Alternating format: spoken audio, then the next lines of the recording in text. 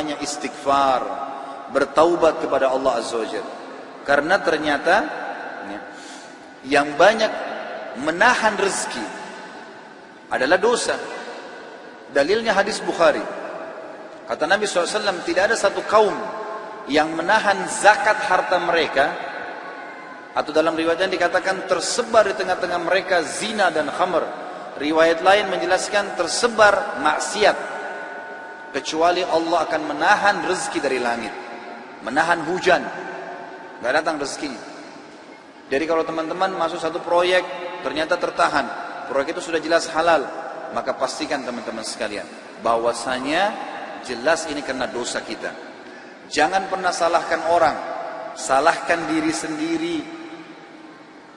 Tidak ada istilah dalam Islam teman-teman sekalian rezeki kita diambil orang lain. Saya ulangi, tidak ada dalam Islam istilah rezeki kita diambil orang lain. Demi Allah nggak ada. Kalau ada di benak anda saat ini, hilangkan itu. Pernah ada seorang pengusaha masih muda di Surabaya, waktu saya sudah jelaskan tema tentang kenalilah Tuhanmu kau akan bahagia, masalah tauhid, pengenalan Allah. Dia datang kepada saya lalu dia mengatakan, Ustaz, saya sama teman-teman saya ini semuanya pengusaha. Ada 4-5 orang. Kami sama-sama masuk, semua punya perusahaan, sama-sama masuk ke satu proyek. 4 teman saya semuanya dapat, Ustaz. Saya sendiri nggak dapat. Dan kalau dilihat dari sisi ibadah, saya lebih baik daripada mereka. Karena saya hadir pengajian, mereka tidak. Saya tahu mereka. Saya sholat, mereka tidak sholat. Bagaimana memahami ini supaya saya tidak sangka buruk dengan Allah? Apa jawaban saya teman-teman sekalian? Satu kalimat. Belum rezeki anda. Bukan rezeki anda. Kalau sudah rezeki anda sampai pasti. Nggak mungkin tidak. Nggak ada ceritanya orang lain ambil rezeki kita. Nggak mungkin. Mustahil. Jadi kan? Ibnu Qayyim rahimahullah teman-teman pernah melihat seekor ular buta di sebelah dia lagi jalan. Ular buta ini kelihatan kena selaput matanya warna putih. Lewat di dekat Ibnu Qayyim. Ibnu Qayyim lihat kebetulan dengan hikmah Allah.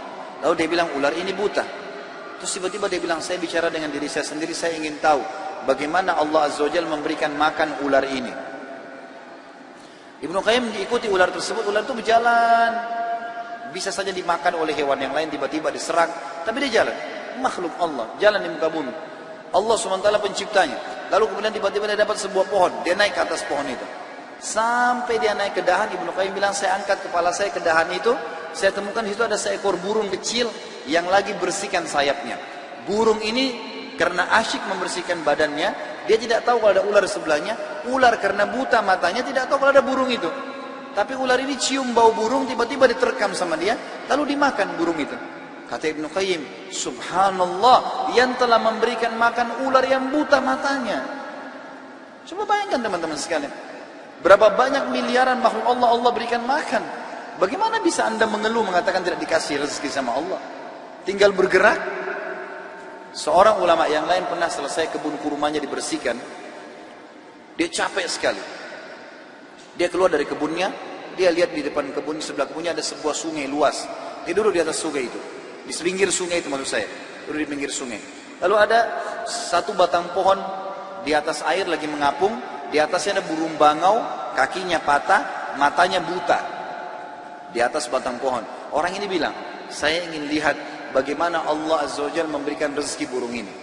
Dari kejauhan tiba-tiba setelah beberapa saat ada burung elang datang, mencengkram ikan di situ, dekat situ diambil, kemudian ikan begitu dia naik, burung elang ini lepas cengkramannya dengan hikmah Allah, lepas cengkramannya, jatuh ikan itu subhanallah di depan burung bangau yang buta di atas batang pohon, bukan jatuh lagi ke air, jatuh ke situ dengan hikmah Allah.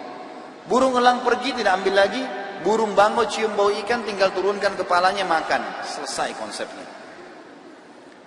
Berapa banyak kejadian seperti ini teman-teman sekalian. Kenapa harus ragu bahwasanya Allah SWT akan memberikan kepada kita rezeki? Maka harus difahami poin-poin seperti ini. Rezeki akan tertahan dengan dosa. Maka kalau ada sesuatu yang masih tertahan dan kita sudah tahu konsep, pahami kalau itu mungkin bukan rezeki kita, tapi tidak ada masalah, kita hubungkan dengan bertaubat kepada Allah. Bisa saja mungkin karena ada dosa kita. Pastikan teman-teman, kalau ada seseorang berzina di malam harinya, besok akan banyak kendala-kendala di kantornya, di usahanya, atau dia berdusta, pasti ada masalah. Pasti, tidak mungkin tidak. Saya yakin teman-teman mungkin punya pengalaman kalau dalam masalah seperti ini. Artinya kalau ada dosa pasti akan nyangkut tuh, ada masalah. Kalau tidak terbuka, mengalir seperti air. Saya temukan ulama-ulama di Saudi, Masya Allah, hidupnya dari pagi sampai malam teman-teman sekalian, semuanya ibadah. Majelis ilmu, dari majelis ilmu ke majelis ilmu, dari masjid ke masjid. Nggak pernah terputus rezekinya. Saya tahu guru saya, Syekh Saleh Suhaimi, beliau pengajar di Masjid Nabawi, dan salah satu istri beliau adalah salah satu akhwat kita yang pernah ikut pengajian saya, kuliah di Unhas dari daerah Buton. Sekarang sama-sama beliau di Madinah. Sudah lebih dari 10 tahun, Masya Allah, rumah tangganya sudah satu orang anak. Beliau ini buta matanya. Buta matanya, subhanallah. Tapi hafal ke 30 juz Al-Quran. Jadi ulama besar, banyak kitab-kitab yang dihafal oleh beliau.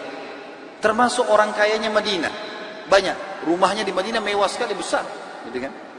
Kemudian juga keturunannya banyak. Dia bernikah poligami sampai 4 istri. Buta matanya. Saya pernah datangi rumahnya beliau. Kemudian beliau dari lantai 4 turun. Rumah sekarang sudah berubah, rumah yang lama. Beliau pernah ngontrak satu building besar, ada beberapa rumah.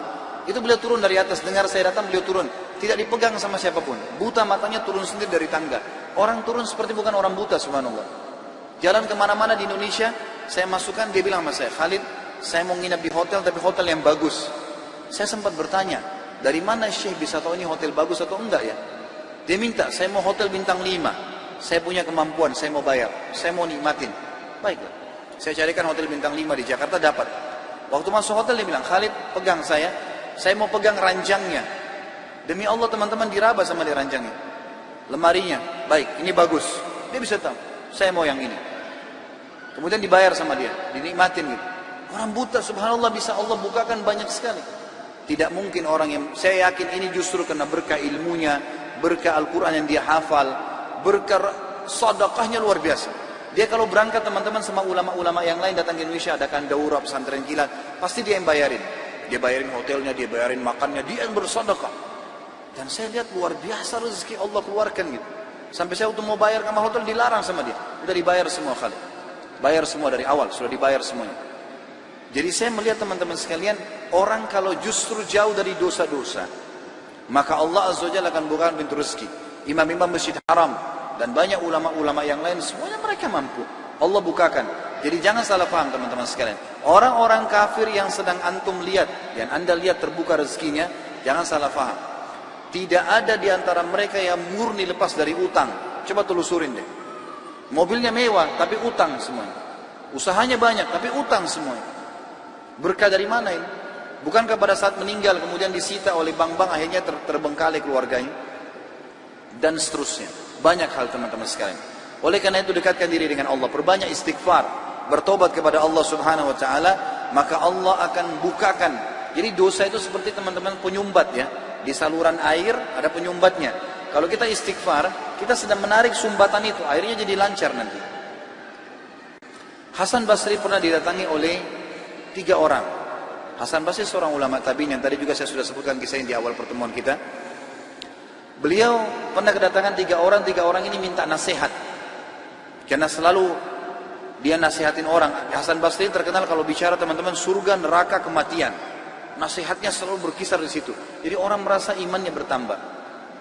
Ringkas cerita, datang 3 orang ke rumahnya, yang satu mengatakan, wahai imam, saya sudah lama menikah tidak punya anak. Saya sama istri saya, dibawa istrinya sama dia, udah lama berobat, sudah 10 tahun menikah nggak punya anak.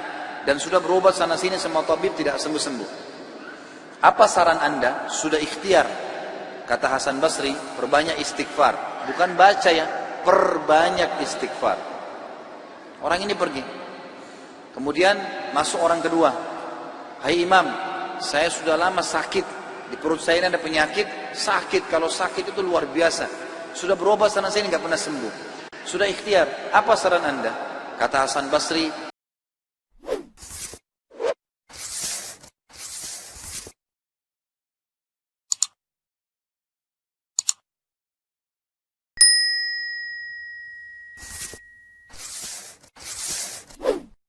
perbanyak istighfar. Lalu yang ketiga mengatakan, masuk orang yang ketiga, wahai imam, saya sudah lama bekerja keras, tidak pernah kaya seperti fulan, ditunjuk orang kaya di kampung itu. Maka saran Anda apa? Dia bilang perbanyak istighfar, perbanyak istighfar.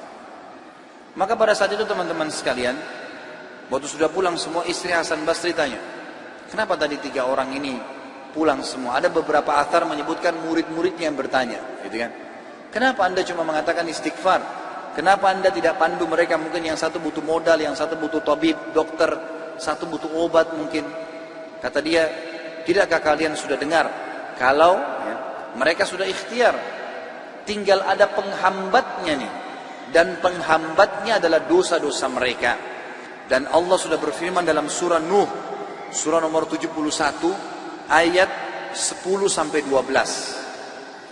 A'udzubillahi minasyaitonirrajim. Nabi Nuh berkata kepada kaumnya, "Faqultu astaghfiru rabbakum innahu kana ghaffara."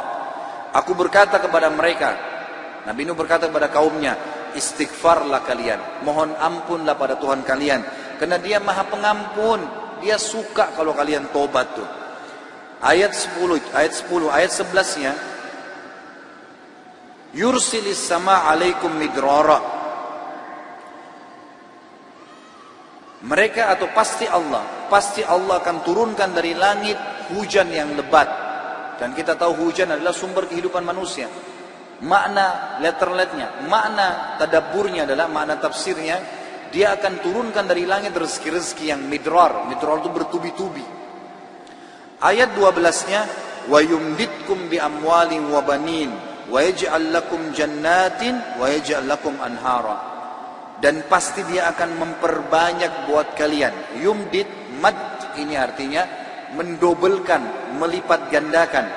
Dan pasti Dia akan melipat gandakan, menambahkan buat kalian keturunan, harta-harta, amwal dan keturunan. Serta Dia akan melebatkan kebun-kebun kalian dan akan memperbanyak sungai-sungai kalian, sumber air kalian. Imam Ahmad rahimahullah pernah didatangi teman-teman sekalian oleh seseorang. Maaf, Imam Ahmad pernah di akhir hidupnya, ini kalau teman-teman yang pernah dengar kisahnya, maaf saya ulangi, karena memang berhubungan dengan poin ini. Pernah Imam Ahmad rahimahullah di akhir hidupnya dia tidak tahu kenapa dia harus mendatangi sebuah tempat. Lalu kemudian dia pergilah ke sana. Setelah dia tiba di kota itu, tiba waktu maghrib, dia masuk ke sebuah masjid, lalu dia sholat maghrib. Habis maghrib beliau duduk rahimahullah dengan membaca Al-Quran. Imam Ahmad ini kalau nggak salah meninggal tahun 240-an, salah dari 4 imam madhab ya. Imam Ahmad rahimahullah masuk ke masjid, kemudian beliau duduk sholat maghrib, dulu mengaji sampai isya, beliau sholat isya berjamaah, karena tidak tahu kenapa datang ke kota itu. Lalu kemudian beliau ingin istirahat. Habis sholat ba'diyah isya, orang-orang semua pada bubar, Imam Ahmad ke sudut masjid, lalu dia baring. Marbot masjidnya datang, tanya, wahai imam, wahai syekh. Syekh ini dalam bahasa Arab bisa berarti orang tua, orang kaya, atau orang pintar, ya. Bisa 3 artinya. Kebetulan Imam Ahmad dipanggil syekh di sini maksudnya adalah orang tua. Hai syekh, hai orang tua gitu ya. Kenapa Anda di sini? Kata Imam Ahmad, saya mau istirahat, saya musafir, enggak ada kenalan. Kata dia, tidak bisa di masjid. Anda harus keluar dari masjid. Lalu kemudian disuruh keluar. Kata Imam Ahmad, saya didorong-dorong dari masjid, keluar dari masjid. Begitu keluar dari masjid, marbot masjidnya kunci masjid, kemudian Imam Ahmad dia sudah pergi, Imam Ahmad baring di teras masjid. Marbotnya kembali lagi. Lalu mengatakan, wahai syekh, ngapain di sini? Dia bilang seperti saya bilang, saya musafir, saya butuh istirahat. Ya. Kata marbotnya, nggak bisa. Ini masjid, peraturan nggak boleh duduk di sini. Lalu kemudian didorong-dorong Imam Ahmad sampai ke jalanan. Di sebelah masjid ada satu orang penjual roti. Penjual roti ini lihat kejadian tersebut, lalu dia mengatakan, hai syekh, dipanggil Imam Ahmad, orang tua gitu ya, kesinilah, ada tempat saya. Datanglah dia, Imam Ahmad, lalu Imam Ahmad berkata, orang itu berkata, ini tempat saya usaha jual roti. Di belakang saya jual roti ini ada kamar saya biasa istirahat. Rumah saya tidak jauh dari sini. Anda boleh istirahat. Besok pagi Anda boleh pergi. Dia bilang baik. Jazakallah khair. Imam Ahmad duduk. Imam Ahmad ini karena zaman dulu nggak ada foto, orang nggak tahu wajahnya orang, cuma kenal nama. Nggak kita sekarang bisa lihat fotonya, bisa tahu orangnya gitu. Imam Ahmad bilang ada satu kegiatan orang ini yang unik. Setiap kali orang ini pecahin telur, ambil gandum, ya, tepung, kemudian taruh garam, diaduk, selalu astagfirullah wa atubu ilaih, astagfirullah wa atubu ilaih, terus astagfirullah wa atubu ilaih, terus dia mengucapkan itu. Maka yang terjadi adalah Imam Ahmad bertanya, berapa lama kau amalkan ini? Sudah berapa lama kau amalkan? Kebetulan Imam Ahmad ini di akhir hidupnya, ya, sudah sangat tua. Orang ini juga seumur Imam Ahmad. Dia bilang sudah lama, dari saya masih muda. Kata Imam Ahmad, apa hasilnya istighfarmu ini? Dia bilang semua yang saya minta sama Allah dikabulkan. Apa saja. Belum pernah saya minta sama Allah nggak dikabulkan. Tinggal satu yang sudah bertahun-tahun saya minta belum Allah kasih. Kata Imam Ahmad, apa itu? Dia bilang saya minta agar dipertemukan dengan Imam Ahmad. Maka Imam Ahmad bertakbir mengatakan, Allahu Akbar. Karena istighfarmu inilah, ya, Allah subhanahu wa ta'ala mengutus saya datang ke kotamu dan saya tidak tahu kenapa saya datang. Karena istighfarmu lah marbot masjid melarang saya tidur di masjid dan saya didorong-dorong. Istighfar mula yang membuat kau menawarkan saya untuk datang dan nginap di tempatmu. Saya Ahmad bin Hanbal. Allah Azza wa Jal datangkan Imam Ahmad ke rumahnya karena istighfarnya. Ini luar biasa. Kisah seorang ibu yang berada di wilayah Kashmir. Kisah belum lama terjadi. Ibu ini rupanya punya, kalau saya tidak salah, cucu atau ada anaknya perempuan kena penyakit tulang, sakit. Ibu ini selalu berdoa kepada Allah SWT sambil beristighfar karena dia sudah bawa ke dokter di sekitar rumah situ, di sekitar kampungnya tidak ada, gitu kan? Nggak ada yang bisa tanganin. Mereka cuma bilang ada satu dokter, ya, yang mampu menangani ini, tapi di India. Dia di India dan dokter itu Muslim, ahli spesialis tulang. Cuma dia yang bisa. Ibu ini tahu dia tidak punya kemampuan uang beli tiket pesawat atau kendaraan, mau bayar dokter tidak mungkin. Maka ibu ini memperbanyak doa dan istighfar. Selalu istighfar kepada Allah. Ya Allah, kalau ada dosa maafkanlah, sembuhkan anak ini. Ya Allah, pertemukan sama dokter itu, mudahkan supaya anak saya ini berobat. Ringkas cerita, dokter yang tadi jadi target ini keluar dari India. Ada acara, dia naik pesawat melewati wilayah Kashmir tadi itu. Tiba-tiba pilotnya bilang, pesawat ini badai, lagi hujan deras, nggak bisa pesawat lanjut nih, harus turun di wilayah itu. Turunlah pesawat itu. Begitu turun, tiba di bandara, kata dokternya, saya harus, ini ada seminar, saya harus hadiri. Berapa jauh dari sini? Orang itu bilang target Anda sekitar 4 jam dari sini. Kata dokter, baik, saya mau sewa mobil. Ya, masih bisa keburu, gitu kan? Masih sekitar 6-5 jam lagi acaranya, 5-6 jam lagi. Begitu dia sewa mobil, jalan sedikit dari bandara, ternyata, ya, hujan makin keras. Kata supirnya, nggak bisa kita jalan. Kalau jalan ini paksanya bisa kita dihancurin oleh badai. Kata dokternya, baiklah, kita istirahat. Mampir di pinggir, mampir ke sebuah rumah. Rumah itu rumah tua, rumah kayu. Lalu tabibnya ini, dokternya ini naik ke rumah itu, berteduh, ketuk-ketuk, ucapin salam, dijawab waalaikumsalam, keluarlah seorang ibu.